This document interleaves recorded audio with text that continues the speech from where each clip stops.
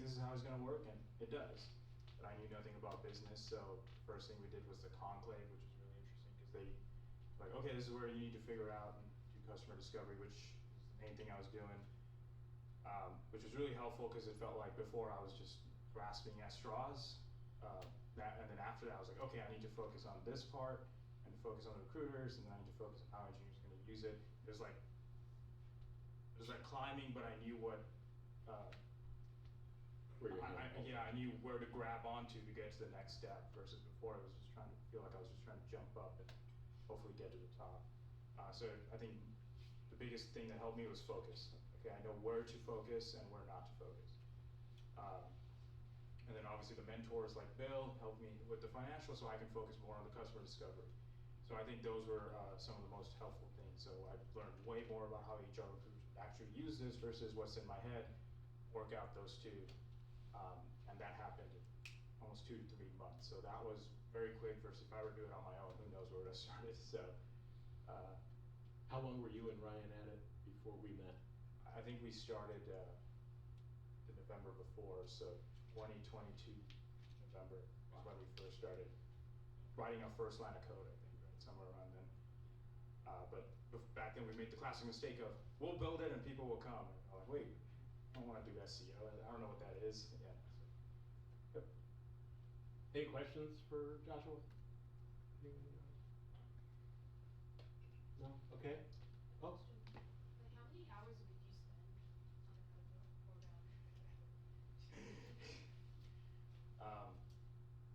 You want me to count work hours? I'm thinking about it. Probably, like, even when I don't want to. But I try to, when I come home from work at dinner, so I would say about 3 hours. I can't keep it up consistently. Some days, obviously, I fall off, but I have a list of things to do. I try to do at least 3 hours after. I work 980, so 9-hour work, and then come back and do this. I want to make one thing clear. It is a requirement normally that at least the founder be full-time before coming into the Catapult. We made an exception because he's working on sensitive stuff at Boeing. He needed to finish that up, but he works more hours in a week than someone who quit their job and has a wife and 2 kids at home. As a workaholic, put in tremendous hours. I can tell no difference from a full-time devoted At work, I carry 2 notebooks. I just don't tell everybody 1 notebook was for this. Next month you'll be full-time? Yeah. That's great. Yeah, I choose you. Thank you, Joshua. Cool. So, I'd probably say I was one of the founders who joined the Catapult before starting the workshops. Yeah. But I started, the first time I ever came to Venture Mechanics wasn't a day like this, on a Venture Saturday. Yeah. And what amazed me was the kind of mentors that were here, how open and honest they were to talk to you, how giving in nature, and direct. So I'm one who loves direct communication. Like Greta said, if you want somebody who's just gonna pat you on the back, that's not what I'm looking for. That's not what's gonna set me up for success. And that's what I love about this group of mentors. 9 out of 10 times, it's at the end of a call with them that they will tell you, oh, by the way, you did X, Y, and Z really good. So that's the pat on the back. The rest of the time is essentially spent on constructive criticism, directions, guidance, and sometimes validation. Because I think as a founder, one of the biggest things that we would struggle with is that we have 20 thoughts racing through our mind every damn second. And you want to focus on a few things. That's what this group really helps you with. How long were you and Achin working on this before we met? About what, 1.5 years? Yeah. 1 to 1.5 years. I mean, half a year was lost somewhere in between of, we lost our entire tech that we were building up, but realistically a year before that. And I think to that point, a lot of the workshops that I did over here, I find myself saying that I wish I had found something like this when I was building it, not after.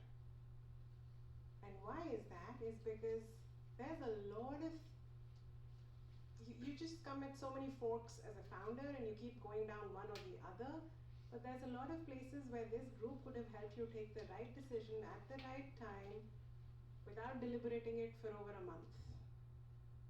So really that acceleration that Ram talks about. The best part, I mean, I think there's advantages and disadvantages of that. For Rachan and I, we had a fairly good understanding of what we want to build when we came in. But then also that initial conclave is essentially when you come out of the room, you say, I have my work cut out for me for the next 3 to 4 to 5 months at least.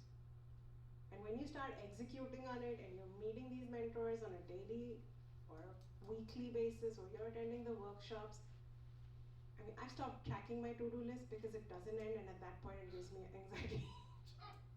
So you wake up the day and you decide what is the most important thing for me to finish today, and you make sure that by the end of the day you've done that.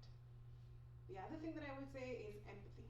You're gonna get a lot of it from your mentors at times when you yourself don't know that you need it.